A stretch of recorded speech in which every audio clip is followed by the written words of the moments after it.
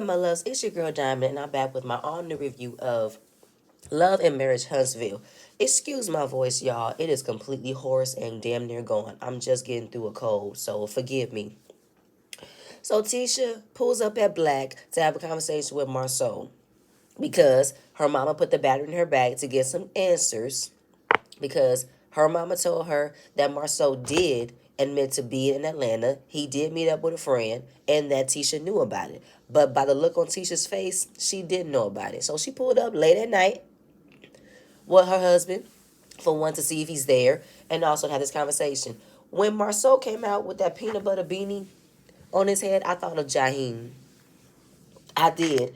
So it's just talking about the picture and were you there and what's going on. So he had to start off with, listen, your mama has her ear to the streets too much. What they talking about is some social media nonsense, okay? And about a back, listen, that is of little to no evidence. You can't have a story without having the full evidence and receipt. This is him maneuvering the conversation of him not just saying, listen, baby, that's nothing but drama. That's nothing but rumors. I was not in that hotel room. Your mama has you all wrapped up in this social media mindset. You need to get out of that. But while he cleaned that up, he had to say, listen, I did make a post on January 4th. And as soon as I made that post, people came in and made us skeptical about it. But he carries on and said, I did go to Atlanta that afternoon on January 4th. I met up with a friend. He's stuttering. We met up. We went to dinner and she said, who is we? Chris Fletcher. Now, ever since that came out, I saw a picture of Chris Fletcher and Martell at a baseball field, and that was on January 4th, and that looked like it was in the daytime. And I believe Chris Fletcher came out and said that he wasn't there. I can't, I'm proven to be wrong, but I believe Chris Fletcher has come out and said something. So, Marceau, you might want to get your story straight, because apparently he's coming out the woodwork saying something different than what you're saying right here. And it's mighty funny that you made a post that same day, traveled to Atlanta that afternoon, and had dinner? Okay. So he wants her to not believe the stories. Don't believe what your mama telling you.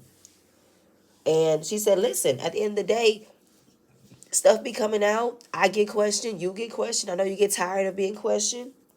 And she gets emotional because she don't like all these rumors. And why are people trying to make it seem as if we're not a happy couple?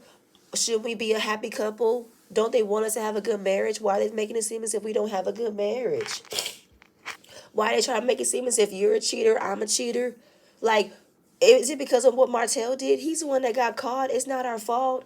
When she mentioned Martell's name, he told her stop. Don't mention his name. Because at the end of the day, while Martell did his dirt and he got caught, he's already out and proud of what he did, okay? Right now it's about your husband. Your husband has engaged in ways where he is accused of allegedness, all that and then some based off of his actions. Marceau likes to play games. Marceau likes to play on your intelligence, social media, the viewers. He likes to play games. So he don't make it no better than you trying to place Martell as the blame. You know what I'm saying? So he said he don't have to give explanations as to why he is being accused of something that is allegedly putting him in. Well, Marceau, you do. You have the ability to say, yes, no, it wasn't me. Like, you have the power to just say it and end it. I don't know if you're using the rumors about you cheating on your wife as a way for you to keep up with the business and show everybody why you think that I was doing this. I was actually doing this. I have no idea. But at the same point in time, though, you can't clear a lot up by just saying no. But you play on it with euphemisms, words, metaphors, gaslighting Tisha into believing that she is listening to what you're saying, but really you just mind warping her into a whole nother level about how you started out with an accusation with no receipt. He said in last episode, even if I was doing something, you'll never have receipt on me, which means he's being careful in what he's doing. And the whole thing about destroying a family. Tisha, can't nobody destroy your marriage other than you and your husband. And your husband isn't making it any better when he's engaging in this foolish behavior, when he's engaging in ways where he is getting questioned based off of how he is acting. That post that he did, the trip to Africa that he did. Like, come on now. While there is not much evidence against Marceau, but we can look at how he's treated you when this franchise started. We can look at how he has downgraded how you think. We can look at how he's talked to you. We can look at those as evidence of him playing on your mind and doing something he's not supposed to be doing. But other than that, they just pretty much said, let the motherfuckers eat crow. Because while they try to have a bets against us, we're going to come out on top. Okay, Marceau. Fine, fine.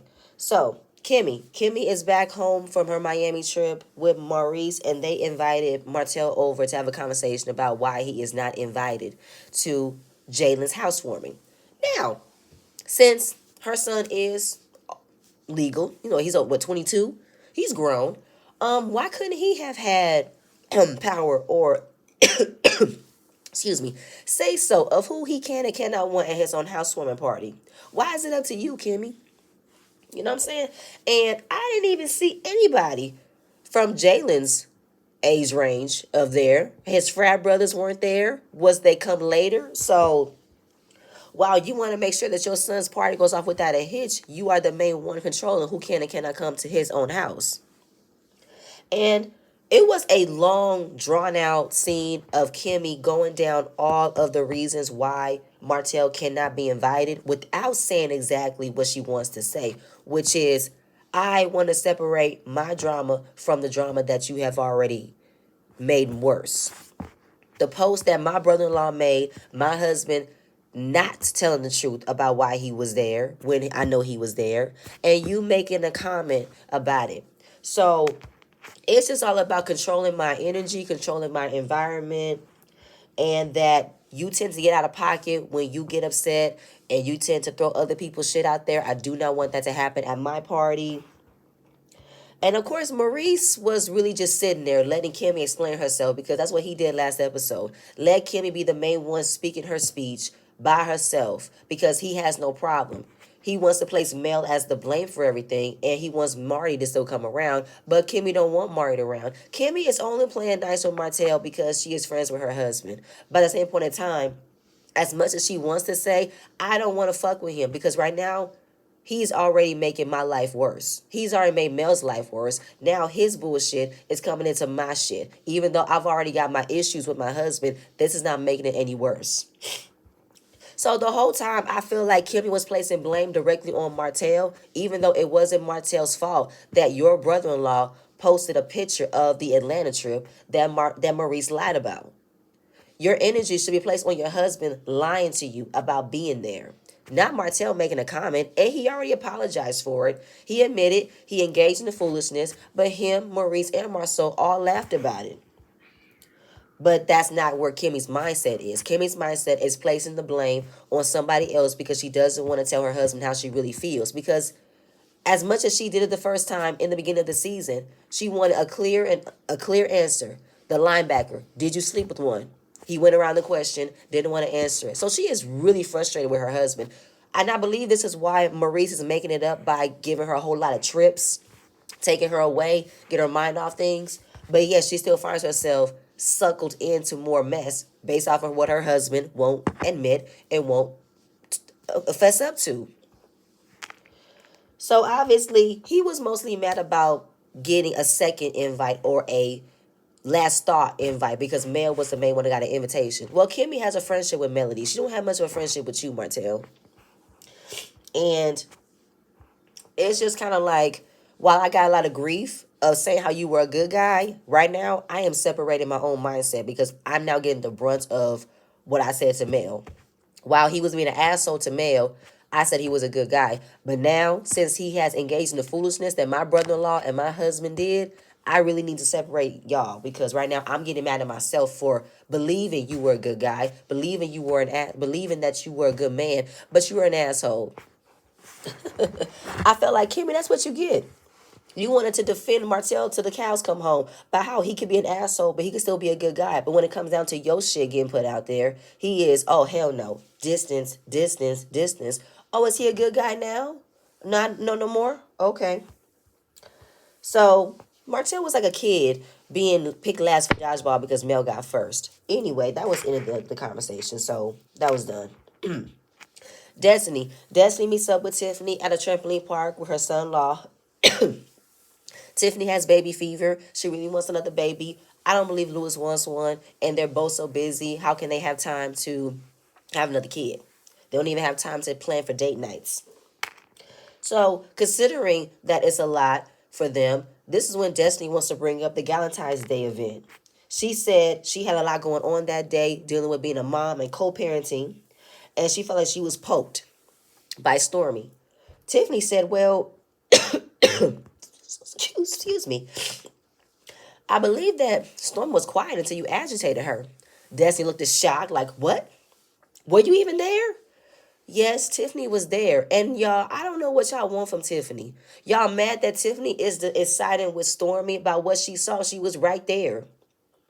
Like, again, from Stormy's live and how I felt in that moment, Stormy wanted her own reason. She wanted her own understanding as to why Destiny and Melody were at odds. It wasn't to butt in. It was literally a general conversation and a general question. And she said, well, there were a lot of things that happened that night that was like mind-blowing left and right. She said, no, it was more than that because she asked me the same question about 3 times. And then you want to make it seem as if she was mocking me? No, I wasn't mocking her. I was speaking with her the same way she was speaking to me, which was hood. Okay, I felt like, Destiny, what does hood have to do with anything? To me, I just felt like Stormy was being Stormy, which is she's on guard. She don't take no shit from nobody. And that's you. You on guard, you don't take no shit from nobody. Hood has nothing to do with it, okay? So because she was asked the same question so many times, she felt she was being pushed.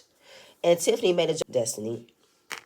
And the fact that Tiffany didn't even know that Tisha and Melly were a frenemy situation. Destiny says she didn't know either. Destiny, I'm going to need for you to stop saying that.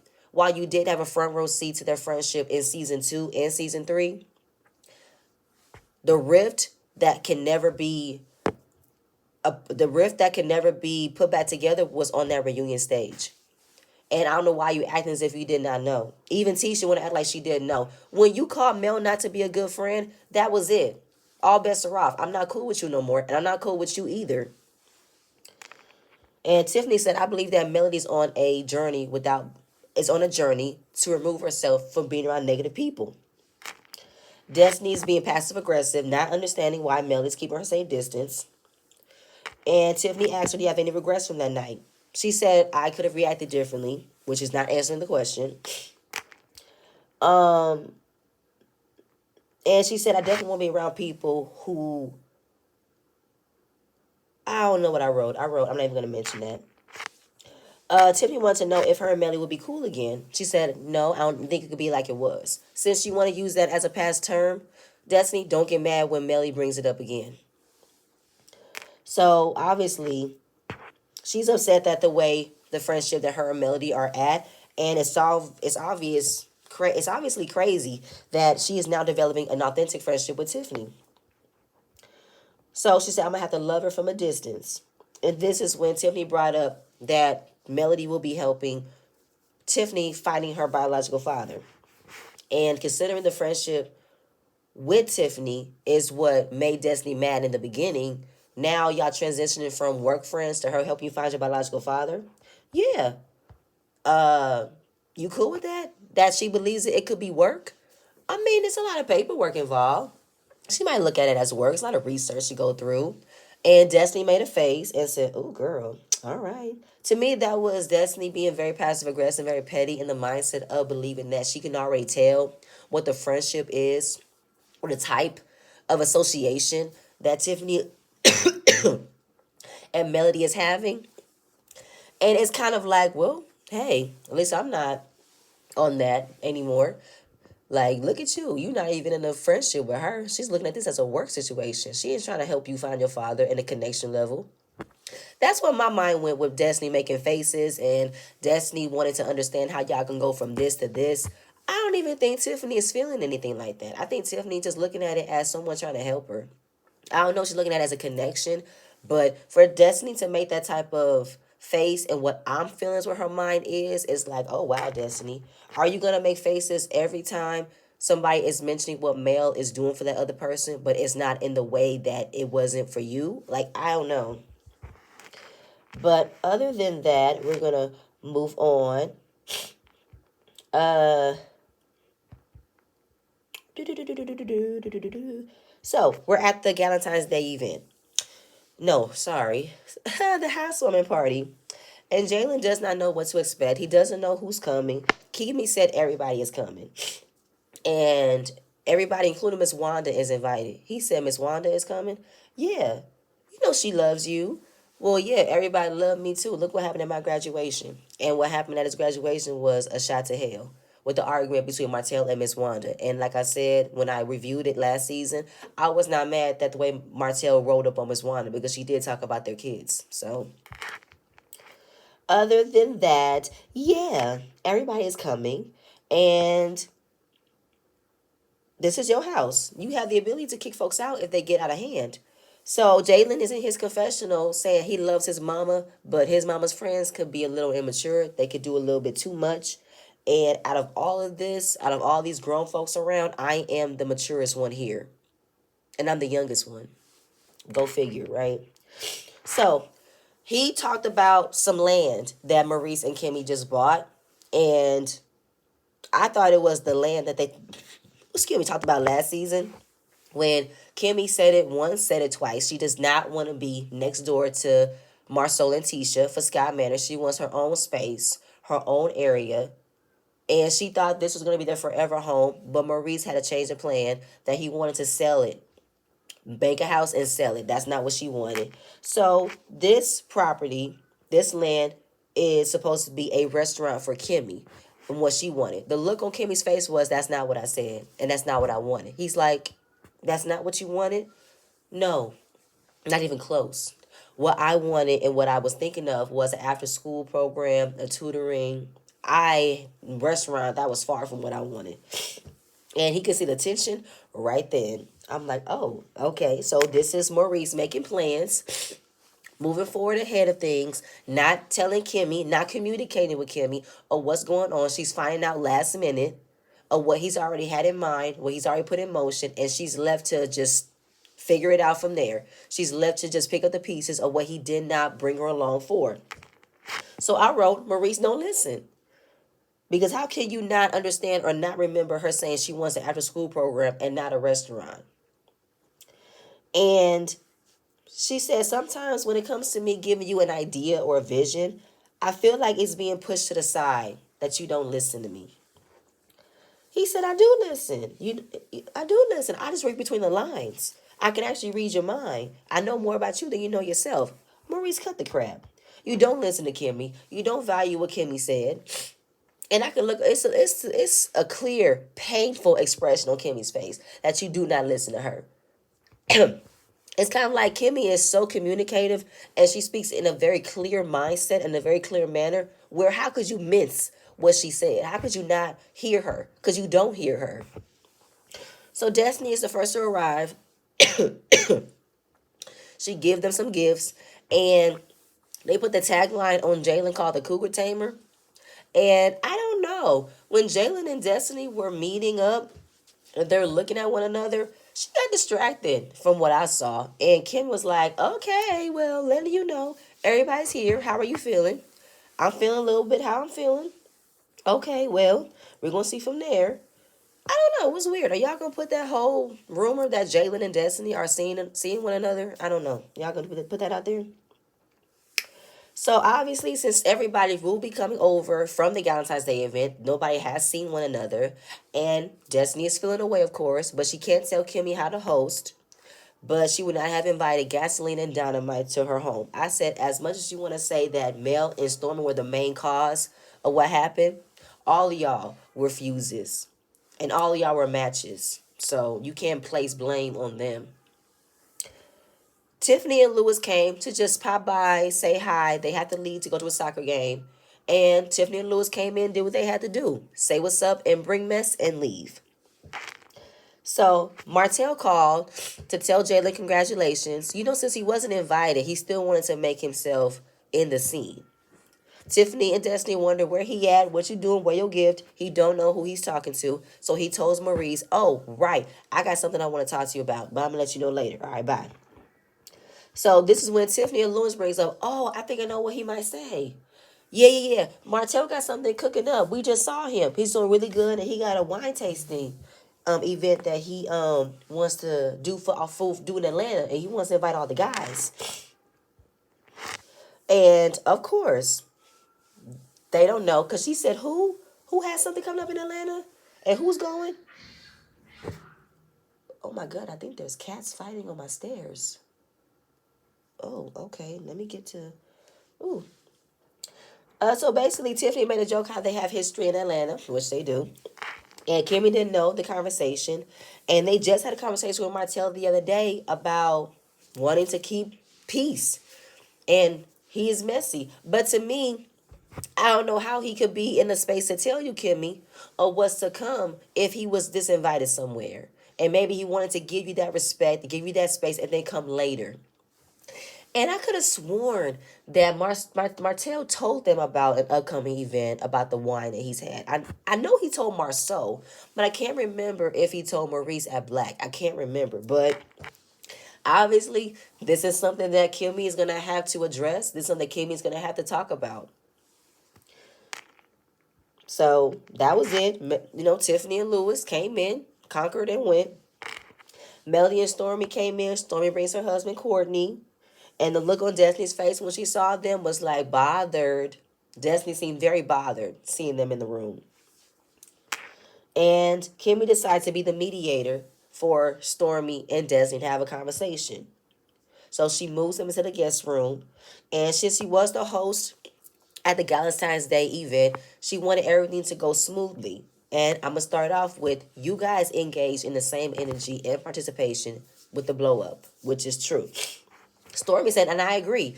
Let me start off the conversation. I don't know you well enough to have a problem with you. I feel like before the event, you and I was just texting about sponsorship. And I was taken aback to you mocking me. So, how did we go from doing business to you mocking me? This is when Destiny, in my opinion, was already on defense. Already ready to get it, already to get buck. Because she said the way you was coming at me was how I don't give a fuck about this. I don't give a fuck about what you saying.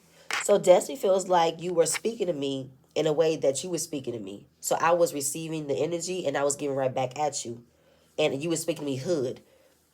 Stormy said, who said it was hood? See, I don't like the fact that Destiny is trying to put Stormy in a category of this is a country ass ghetto-fied girl who doesn't have a ounce of intelligence to have a decent conversation. But Destiny, can we go to the last season when you had that argument with Tiffany and you said you can get dragged all in Huntsville, Atlanta, and Detroit. So don't play with me. You get dragged all in them places. That was some ghetto-fied shit there. So why are you trying to look down on how Stormy acted? Like, Destiny needs to take responsibility and accountability to how she comes off as well. So, Destiny said, you were coming at me sideways. And Stormy said, and so were you. You too. So, Destiny said, no, I never started that way, sweetie. I never started that way. You came at me that way. Stormy said, don't call me sweetie. My name is Stormy. And this is when Destiny again looked so shocked, big-eyed and all. Like, oh my God. For real? Do you see this? I was like, Destiny, you kind of stepped yourself in with that sweetie comment. So it stops there. So we can see Tisha and Marceau come in. Tisha, you look cute. I love your skirt. I love your hair. And Marceau came in. He spoke to Tisha. He spoke to Melody. Tisha didn't. Both Melody and Tisha were not talking to each other, not giving any energy, not being fake. And Melody said, I'm not surprised that Tisha and Marceau will be here, but it's typical for us to not talk. And my thoughts about it, I don't give a damn. Okay? So we're back in the room. So right after Destiny being condescending to Stormy, saying, don't do that, sweetie. That's not what I do. So she said, listen, my name is Stormy. Don't do that, okay? So I felt like Stormy was right in this moment for her to correct you and say, don't call me sweetie, because that's just like at the last event. When you're trying to have a conversation with somebody, it's best to not use girl or sweetie or anything like that, because you are being condescending. And that's what Destiny was. She was being condescending as hell. And Destiny said, okay, see, I can't have this conversation with her because look at her. Look how she talks to me. I can't do it. But Destiny, look how you was talking to her. To me, like I said, you had already had that energy when you was in that room with her. And I can't get mad at Stormy for being on guard as well, because look how you just flipped when she corrected you with, my name is Stormy, don't call me sweetie. See, Destiny never wants to admit how she comes off to people. And now she wants to look at everybody like, do you not see how she comes at me? Well, that was a reaction after what you gave her. So she walks out, and Stormy was correct. That's condescending, though. Like, isn't that condescending, Kimmy? And Kimmy said, I don't disagree, but tone is everything. So Destiny is in her confessional, and she said, I cannot handle the emotional intelligence that Stormy had in this conversation. It wasn't resolved. Destiny could not handle the energy that somebody was giving her. And now she wants to say, let the clowns have their circus. So for her to downplay Stormy's emotional intelligence, let me tell you something, Destiny. Stormy is a millionaire. Stormy has a business, a very thriving, continually thriving business in what you're trying to achieve right now. So you try and downplay her as some countrified girl who don't know anything, can't hold a decent conversation, and she actually could. She started off with, I don't have a problem with you. So how can you get mad because she said, don't call me sweetie, call me Stormy. My name is Stormy. Why couldn't you just accepted that and say, listen, I'm sorry. That's how I talk, but I realize that I cannot talk that way to other people because other people will not receive how I'm talking. My bad. Stormy. That's not what I was doing. That's all you could have did, Destiny. But you wanted to be combative. You wanted to be defensive and still defend what you were doing without listening to the other person. That's why folks, okay.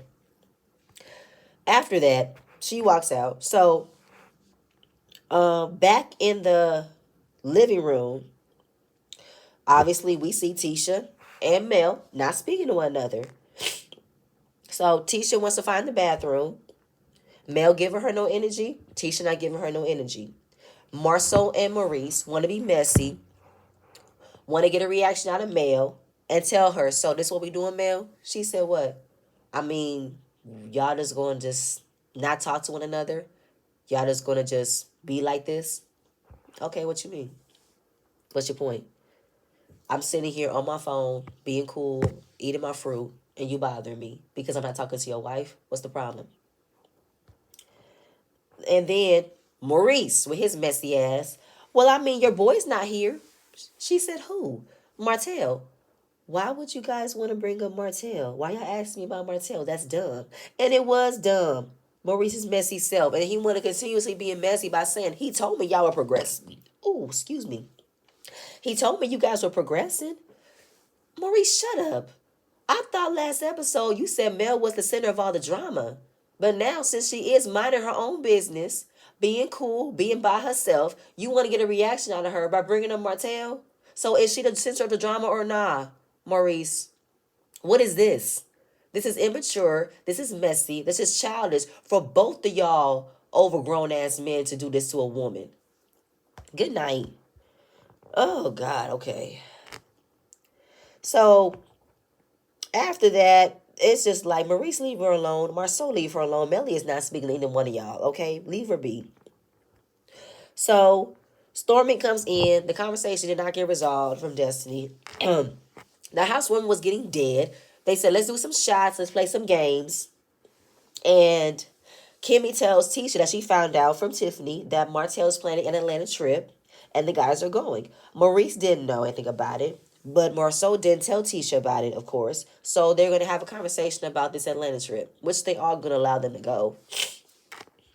Melody asks Destiny, was she okay? She says she's cool. Miss Wanda comes in. Marceau said, we're about to have a good time until my mother-in-law coming in being crazy. So Miss Wanda says hello to Stormy. Hey, Stormy. And Stormy said, we met before. Oh, yeah, you was at my house. Oh, hi, nice to meet you again. Hello, Melanie. Then we see Patricia, which is Kimmy's long-lost friend, long-time friend.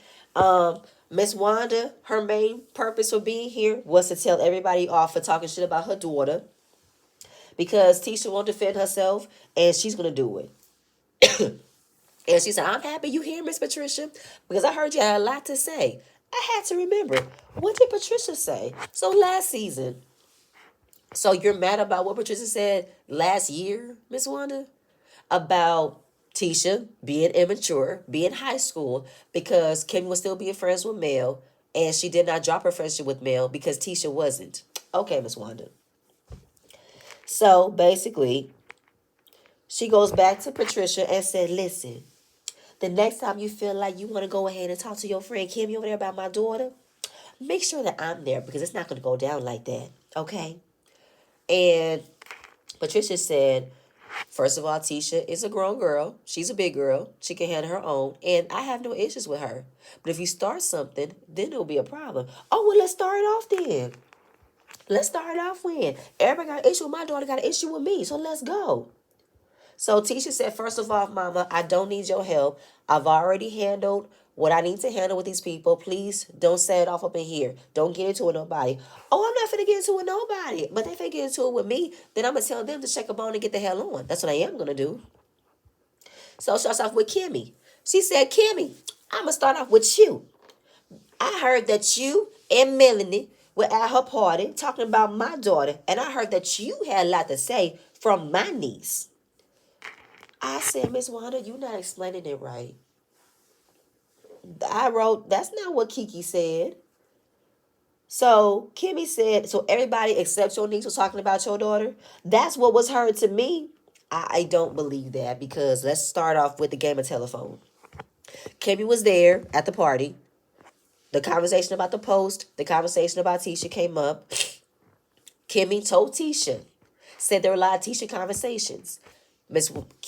Tisha told Miss Wanda. Miss Wanda pulled up on Kiki. Kiki said, yeah, there was some conversation about Tisha, but nothing bad, nothing inappropriate.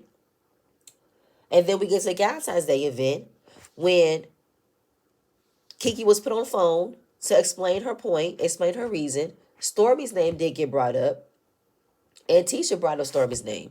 So, to me, I feel like Tisha told her mother what she wanted to tell her to make it seem as if Kiki was the main one telling everybody else what they said. But I don't feel like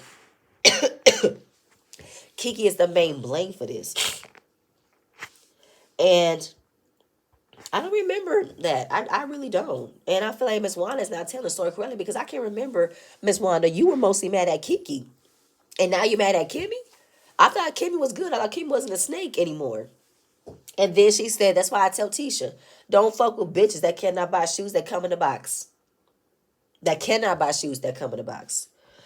So this to me, where I felt like Kimmy wanted to still place blame on Kiki and not on her. But at the same point in time, though, Kimmy, you did run and tell Tisha what was said. So you were also in the midst of how this blew up because you went and told Tisha. And you know for a fact that Tisha told her mother. And you know her mother's already going to put it in her mind to get everybody. So Miss Wanda, who is starting a lot of mess, and said the next time y'all want to talk about Tisha, invite me. Don't do that. But Kimmy didn't know about the invite. So that has nothing to do with me. Marceau told Tisha, get your mama. Your mama is in there starting stuff. She just stood there in the whole room and called all the females bitches. She's trying to make excuses. Well, no. I feel like when people run up on you and girls talk about you. He said, no. No, your mother started it. She started with everybody. Nobody went at her. She came at everybody first. So Tisha wants to act like she cannot control a grown woman. And Marceau said, first of all, your mom is not acting like a grown woman. She's acting like a child, which is the truth. And Tisha, I don't like this wig. I don't like your outfit. But Tisha, get your mama. Because at the end of the day, this is your mama. Your mama, okay? And the fact that you feel like you don't have the right to step in and get your mama out of this before she ruins it for you is crazy. Because she wants to blame it on Kimmy. Since Kimmy invited your mama, then it's Kimmy's responsibility to get your mama in line? Girl, bye. I don't like that. And Tisha, if anybody wants to cuss your mama out, that's on that's on you. You cannot get mad if somebody wants to cuss your mama out for the shit that she did because she's the one that started all this mess and you sat there with a glee on your face watching your mama defend your battles. to fight for your battle. This is what your mama is. Your mama is your pit bull, and you love it. So at the end of all that, she wants to say, the next time y'all want to have a party and talk about Tisha, invite me. So I'm going to handle it right there. I'm not going to go back and tell her shit. I'm going to handle it right then and there. Bitches that can't buy shoes that come in a box. Kimmy said, there ain't going to be no more bitches. And Miss Jalen had to defend his mom. He said, no, Miss Wanda, there will be calling no bitches in my house. You will not be speaking to my mom in that manner, Miss Wanda. That's not finna happen. Ain't nobody here a bitch. Neither is my mother, Miss Wanda. You're going to have to end that right then and there. So it said to be continued. Wanda versus Kimmy. I wasn't mad at Jalen because at the end of the day, Tisha, your mama is the cause of all this shit. Your mama is pretty much the main person who is making your marriage a hell. So you might as well get that shit together. Because I feel like at the end of the day, can't nobody say nothing different about what you say. Because if somebody was to cuss your mama out, you can't say shit because your mama came at them first. But y'all, that's it. That's all I have. Please stay tuned for my next video. I'm going to see you guys later. Bye.